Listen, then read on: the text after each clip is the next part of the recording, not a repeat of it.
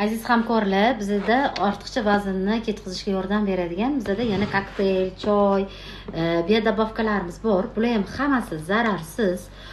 Ya'ni sizdagi muammoni, ya'ni semizlik ham bu muammo, to'g'rimi? Kimdir gormonal fondan buzilgandan semiradi, kimdir jigari yog' bosganda, kimdir gijjada, kimdir shlakdan, bular hammasi organizmdagi shlaklarni tozalab, gijjalarni haydab, jigarlarni tozalab ozishga yordam beradi.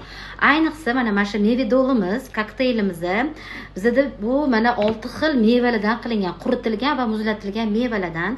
Shuning uchun bu qimmatbaho. Buni nafaqat semizlar, balki ozg'inlar ham kuniga bir qoshiqdan ichib yursa energiya beradi.